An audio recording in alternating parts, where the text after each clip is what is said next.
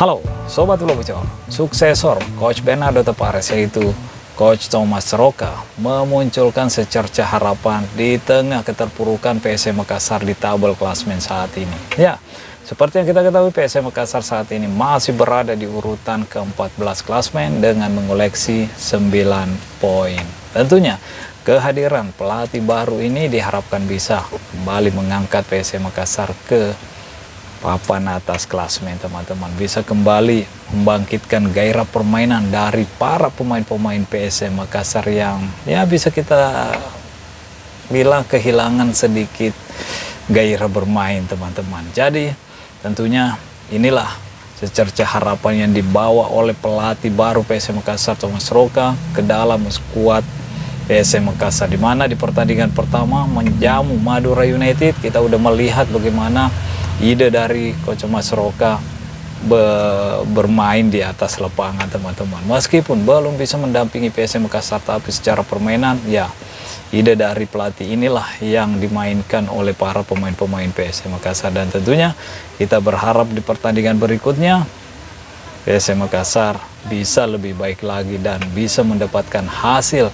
yang lebih baik lagi atau 3 poin. Meskipun kita tahu pertandingan berikutnya ya PSM Makassar udah mulai menghadapi tim-tim besar di Liga 1 atau di Super League musim ini, termasuk menghadapi Dewa United. Ya, ini mungkin laga debut dari pelatih baru PSM Makassar yaitu Coach Thomas Soroka menghadapi Dewa United yang tentunya teman-teman tahu sendirilah bagaimana kondisi skuad dari Dewa United. Ya, ini tim kalau melihat skuadnya ya cukup komplit, tapi meskipun terlihat cukup komplit secara hasil, secara permainan di liga saat ini ya masih bisa dikatakan ya belum stabil banget lah permainan dari Dewa United, teman-teman.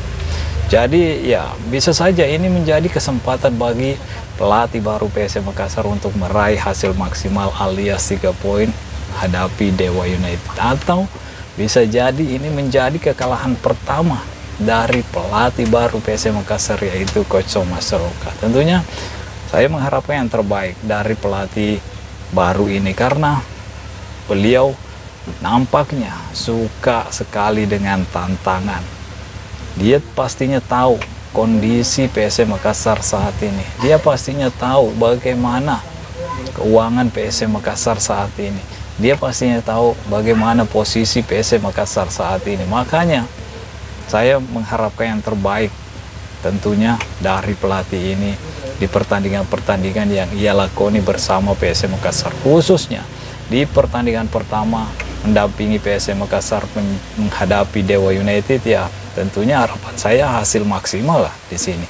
Dewa memang memiliki skuad yang lengkap, yang bagus, tapi ya belum stabil juga. PSM Makassar dengan kehadiran pelatih baru tentunya para pemain-pemainnya ingin berusaha memperlihatkan kualitas terbaiknya sehingga bisa menjadi pilihan utama di starting line up. Karena beda pelatih tentunya akan ada beda starting line up. Jadi semua pemain-pemain PSM Makassar yang sebelumnya bermain sebagai starter ya posisinya tidak aman. Bisa saja diambil alih oleh para pemain-pemain yang sebelumnya menjadi cadangan ketika masih ditangani oleh Coach Bernardo Tavares. Nah, ngomong-ngomong di pertandingan berikutnya menghadapi Dewa United, Yuram Fernandes, kapten dari PSM Makassar juga sudah bisa dimainkan oleh Coach Thomas Soroka di pertandingan menghadapi Dewa United, teman-teman. Karena sanksinya udah selesai terakhir di pertandingan menghadapi Madura United.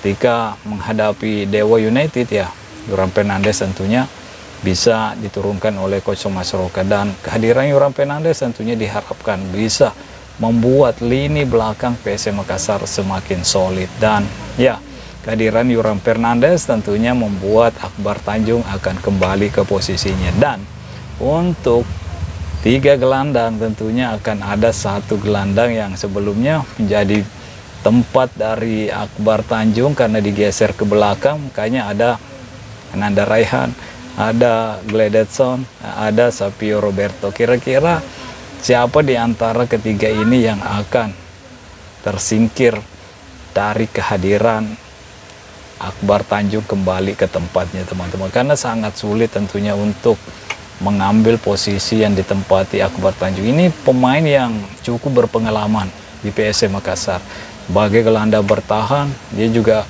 cukup pasti sebagai bek tengah mendampingi Neto Suarez ketika Yoram Fernandes atau Neto Suarez pun tidak bisa bermain di lini tengah. Ya, inilah opsi yang dihadirkan oleh Akbar Tanjung. Selain menjadi gelandang bertahan, dia juga sangat bagus posisi sebagai bek tengah. Makanya lini tengah PSM Makassar tentunya harus berjuang untuk mendapatkan tempat atau untuk mencari menit bermain yang lebih banyak, karena persaingannya cukup ketat di lini tengah. Di situ ada Rizky Pandi juga, ada Rashid Bakri, ada Daisuke Sakai, ada Sapio Roberto, Gledson. Ya, tentunya banyak pilihan, dan persaingan tentunya saya harapkan menjadi persaingan yang positif di lini tengah. Begitupun lini depan PSM Makassar, di mana di pertandingan ketika menghadapi Madura United, ya, dua winger asing dari PSM Makassar ya sedikit banyaknya ya mendapatkan sorotan juga dari para pencinta PSM Makassar tentang kinerjanya kemarin. Tapi ya menurut saya itu hal wajar tentunya, karena pelatih baru tentunya memiliki ide baru. Ya, pemain-pemain tentunya akan berusaha juga untuk menerjemahkan ide dari pelatih baru PSM Makassar. Jadi ya wajar lah kalau ada pemain-pemain yang masih mungkin canggung permainannya, masih takut-takut masuk ke tengah karena disuruh fokus untuk ke kiri atau ke kanan. Jadi itu hal wajar teman-teman. Begitupun dengan lini tengah, kita lihat aja kemarin Sapio Roberto, ya ada juga yang menganggap bahwa Sapio Roberto terlalu lama menahan bola, terlalu individualis sehingga sering kehilangan bola di pertandingan menghadapi Dewa United. Tentunya ini semua adaptasi taktik dari pelatih baru. Pemain-pemain tentunya juga beradaptasi dengan taktik dari Coach Thomas Roca. Tapi perbedaan besarnya dengan pelatih sebelumnya, yaitu Coach Menado Tavares, ya, masalah permainan ini udah terasa di pertandingan menghadapi Madura United. Bagaimana PSM Makassar secara penguasaan bola cukup kuat, 60% lebih penguasaan bolanya, dan 19 shot off target, ada 6 atau 7 shot on targetnya. Cukup banyak peluang, tapi hanya satu yang mampu dimaksimalkan oleh pemain PSM Makassar. Dan tentunya itu juga adalah PR dari Coach Thomas Roca, lini depan PSM Makassar yang belum begitu bisa memaksimalkan peluang-peluang yang ia miliki. Dan terbukti gol-gol yang dicetak oleh PSM Makassar ya tidak banyak di pertandingan-pertandingan berikutnya. Selain itu, sejauh ini PSM Makassar kalau tidak salah mencatatkan hasil seri terbanyak sejauh ini teman-teman.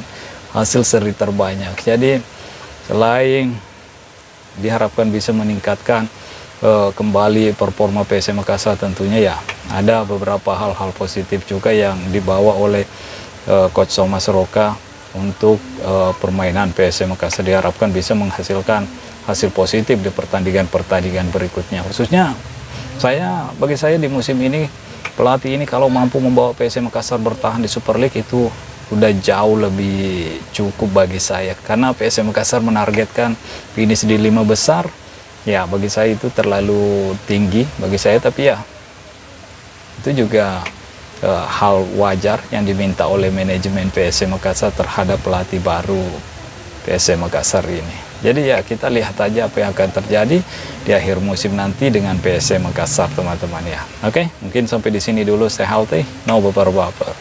Bye-bye.